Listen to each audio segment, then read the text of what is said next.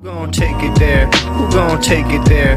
Who gon' take it there? Who gon' take it there? Electricity, electricity, electricity, electricity. You know what's in the air. You know what's in the air. You know what's in the air. You know what's in the air. It's possibility. It's possibility. It's possibility. It's possibility. All right, so a surprising pairing. John Oliver came on Dan Soder's podcast, which was interesting. I like Dan Soder. I think he's a funny comedian. He's in the New York scene. I've been a little bit nitpicky about him in the past, but I think overall his politics are pretty solid. He seems like a likable guy. And it seems like him and John Oliver know each other. I don't really know how. I couldn't find any credits of Dan's. All of his credits are just from stand-up stuff. But the way they're talking, it sounds almost like they worked together on a show at some point. Maybe during the Comedy Central era, there was some loose affiliation or they rubbed shoulders or something like that. They definitely seem to know each other and they have a great time in this conversation. Dan's very good at riffing and that sort of thing. And John keeps up with it pretty well, even though this isn't really his style, his scene of comedy anymore. He can definitely hang. And they get into a little bit of stuff about like the current state of comedy and the pressures associated with being a comedian, especially once you dip into political territory, you start talking to politicians and implicating yourself in that kind of thing. And how does that start to reflect on your career? So Dan Soder says something interesting here. He says that his greatest fear is that in a few years, if things aren't going that well for him, he'll find himself sitting across on this podcast from Caroline Leavitt talking about her experience because they're talking about people's reputations being stained by what they've done, et cetera, et cetera. So it's just interesting. And they talk a little bit more about like grifters in media, and Dan Soder talks about some of his past experiences with that, which is interesting and really paints a through line about the right-wing media circuit and how it connects with comedy. So here's John Oliver on Dan Soder's podcast. Yes. I know this is sick, but it brought me this like weird joy of like, fuck yeah, they should be pushing At back. that point, when there was almost nothing to hope for in the way of justice, it felt like that was the most justice you could hope for. Yes. A stain. Yes. Even if it wasn't going to be a legal process, you were going to be stained by it. I think we're going to be going through that a bunch with this administration and what they're doing. What a stain is going to have to follow some of these people for what they're doing for the rest of their life. Can I because just the tell you, justice system won't catch up to them. I know you're absolutely correct that the justice system won't. Where I have to individually take responsibility is just hope that in 2 years my career isn't going so poorly that Caroline Leavitt's sitting there and I'm going, yeah, it is a bunch of bullshit. You know what I mean? And talking to Mike going, clip that. That was real good. That was real good when I said that Vanity Fair piece was bullshit.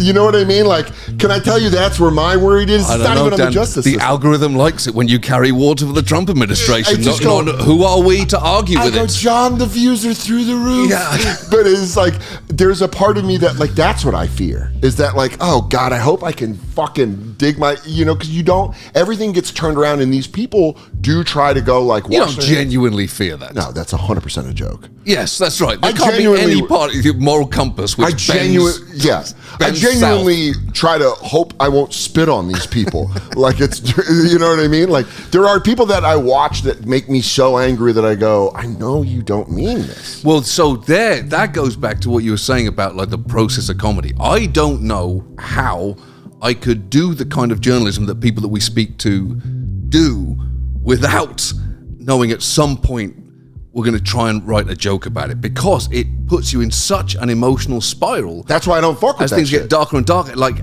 when I was at Sirius XM and they would tell people, they would like brief us when we were doing the show of like, this person's going to be in the building. I'd be like, I'm afraid I'm going to shit in my hand and throw it at him like a chimp. You might have to keep, I think it was Steve Bannon the first time he was coming through. Yeah. And it was like 2015. But I was just watching him, and I'm not a political guy, but I was like, I was just kind of watching all the fuckery, which by the way, now that all the Epstein files are out and we're finding out that not all of them. But we're finding out that the culture war was manufactured by these people. That's what I'm saying. It makes me feel less crazy, because at the time it was making me feel so crazy. I go, I know you don't really mean this shit. I was just watching on the way over here Dan Bongino's a video about saying it's I can't wait to it's every move that you would think you make. Listen, when you get in there, things are more complicated. They're more complicated, are they? Yeah. Than the reductive, self-serving way that you sold it. That's what I mean of like how good we've gotten at like ignoring part of your brain and just going like, this is fine. It's that meme with the dog with fire around it being like, this is fine. Yes. And you go, I don't think it is. Yeah, and it can be maddening on the outside. And I am glad that some people are coming to a realization. Yes. In the wake of Minneapolis, of what this administration was always capable of. It is more than a little frustrating to hear any element of surprise about something that, in this administration's defense, they were openly considering 10 years ago. Yeah. So it's absurd to, and again, I'll take people opening their eyes any way I can, but to open your eyes and say nobody saw this is a lot of people. Well, that's just funny because they go like, they're running on monster trucks should be driving around in the city.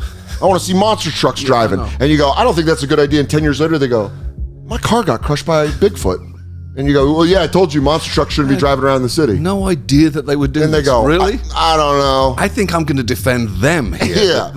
They implied it pretty strongly. I think you were willingly not listening. What's interesting is everything is a pendulum. So it's going to swing back. Of course. It's going to swing back. And what's going to be interesting is in 10 years, if when it swings back to where the left is, you go, guys, don't forget.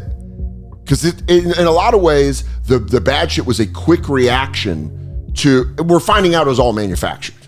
Yes, I would say, like, in terms of the pendulum, it's always worth remembering it swings then back again, right? I think the most naive I've been is that after that first 6 months to a year of COVID, where it was clear that for many people who had not been watching, systemic issues were exposed and undeniably laid in front of them. Sure. And I did remember thinking, if we get through to the other side of this, maybe we have a once-in-a-generation chance to actually address systemic issues. And oh man, did I not give Americans credit to go, we can move straight on from this, don't worry. Look at you now. Look at us now. I'm in the cheese game. We're doing all right. All the way in the cheese game. I'm pretty knee deep in the cheese game. Pretty confident I'm going to have Caroline Levitt booked in 2 years if she's not dead by a mysterious force. If you don't get sponsored by Little Baby Bells from this episode. Baby Bell, where the fuck are you at? And capitalism doesn't work. And honestly, I don't even think America does. The experiment is over.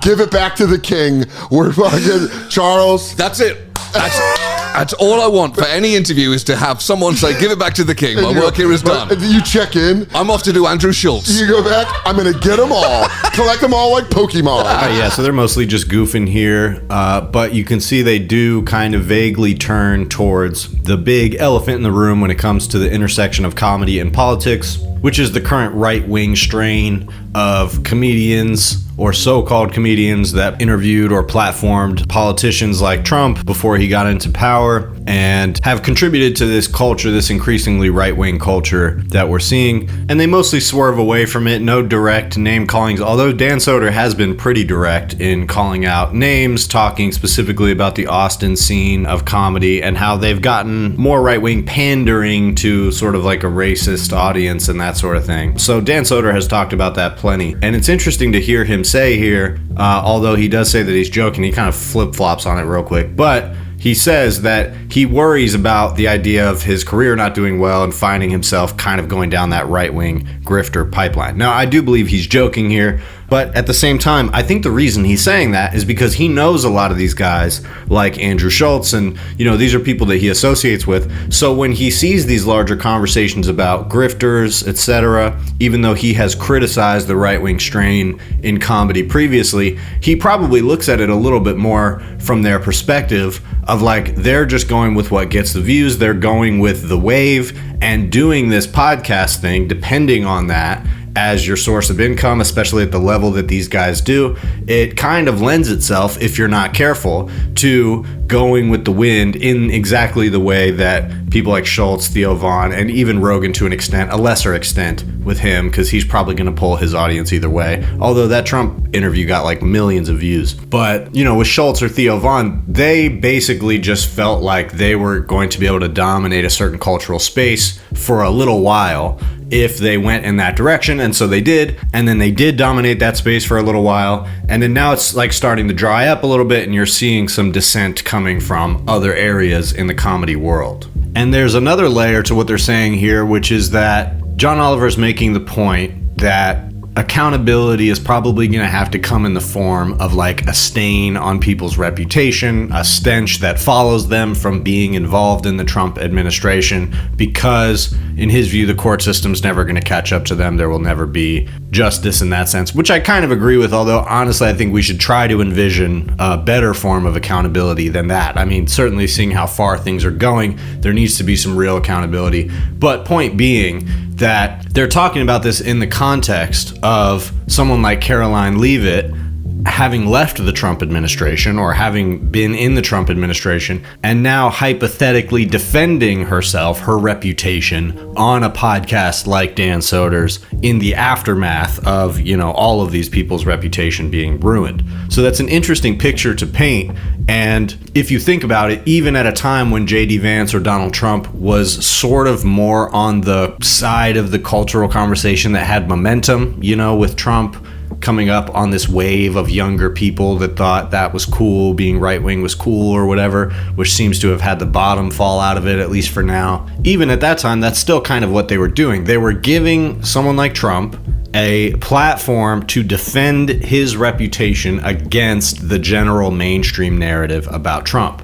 But the reality is, as most of these guys have tacitly admitted in one way or another, at this point, it would have been better if they had gone along with the mainstream narrative about Trump. Even if the mainstream media lies about certain things or is also corrupt and has its own motivations and agendas, at the same time, the information that was being put out about Donald Trump and has been put out about Donald Trump to us for over a decade at this point was all true, or was mostly true. You know, people have differing opinions about the Russia stuff or whatever, but if you're just looking at it as 2024, the issues that people were running on and the things that people said Trump would do and how he would go on to govern if he were to be elected, the mainstream media narrative was correct. And if these podcasters didn't believe it, they would still be on the Trump train. They would still be going along with Trump on Epstein and on Iran and on ICE, but they're not doing that because they can see that, oh, the direction Trump is going is actually breaking from what I'm comfortable covering for. And so I'm going to say the same thing that the rest of the media is saying.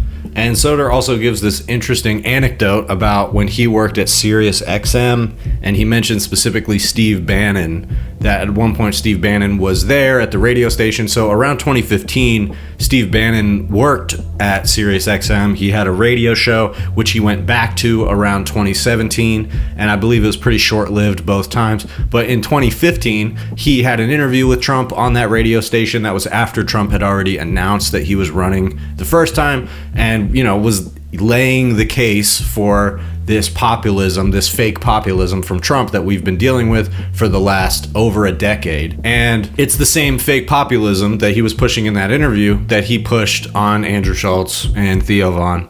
You know, it's the same playbook. And it's interesting hearing that Steve Bannon was kind of in that circuit, not necessarily in a comedian sense, although I can't tell quite if Dan Soder is saying that Steve Bannon came and appeared on one of these like Opie and Anthony type of shows that Soder was doing at the time, or if he's saying that Bannon was there because of his radio show. Probably the latter, but it could have been both, frankly. And so it's interesting that there's always been a little bit of cultural overlap when it comes to these radio shows and the type of work that comedians were doing. The comedy shows ended up having more longevity. Those personalities built careers continuing to do comedy and stuff like that. So it's natural that the right-wing grifters would circle back and try to find ways to enter that ecosystem in the same way that Steve Bannon did with things like Gamergate. And Soder is referencing that here when it comes to Epstein, that, you know, people like Steve Bannon and Jeffrey Epstein and Peter Thiel have been very deliberately trying to figure out how to manipulate the online space to lean more right-wing. And then through Elon Musk buying Twitter,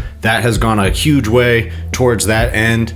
And there have been many steps in the process. So it's good that there are some people out there like Dan Soder who at least have some awareness of that, can see that, and was even able to see it back in 2015, which is before the whole controversy of Trump. I mean, at that time, he had already announced and said the thing about Mexicans or whatever. So who knows exactly where Dan Soder was at that time. But it seems like he mostly had his head on straight, which is why him and John Oliver seem to get along. It's a shame and also kind of of a reflection of our broader society, that he has a sense of humility in terms of not wanting to be the type of comic who's going out there talking about the world and talking about his observations on these broader issues, because as he says, he thinks he would be too ignorant about it.